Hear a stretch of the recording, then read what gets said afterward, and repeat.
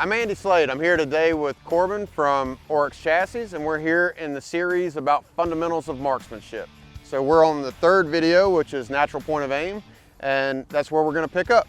So with natural point of aim is when your body is naturally aligned to the rifle and the rifle is naturally aligned to the target. So what we're trying to accomplish is when we're in our relaxed state and we're looking through the scope, that reticle stays on the target without us having to hold it there with any muscle tension.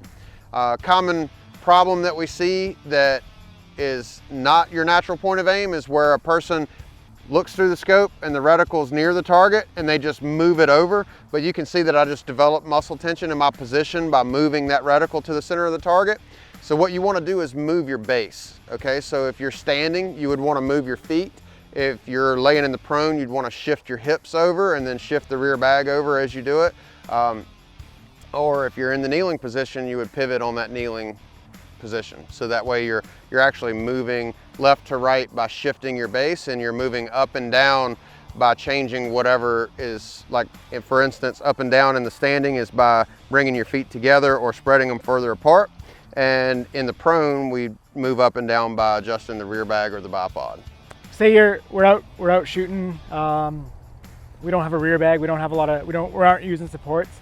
You know, is there a better way to find that natural point of aim without any assistance? Or what we would want to do is try to use bone support, just like we talked about in the relaxation video. So if we're going to support the rifle by using our body, we would change knees, where like if we were allowing the rifle to be rested on a prop, say this log, we would bring the right knee up if I'm right-handed. If I don't have any support from this log and I'm just going to use my body to support the rifle, I'd bring the other knee up, for example, in a kneeling position, and I would set my elbow in that knee and I would set the rifle here. And then when I look through the scope, if I'm not centered on the target, then I'm going to adjust that position up and down by moving my foot or sliding my hand down or back towards the magazine in order to get the elevation, and then we would pivot on our position to get that natural point of aim. Your natural point of aim will allow you to spot your shots better. So if you're looking through the reticle and you shoot the rifle and you see the reticle jump to the left or to the right, that's a prime indicator that you're not in your natural point of aim, because the rifle is going to want to return to its natural point of aim.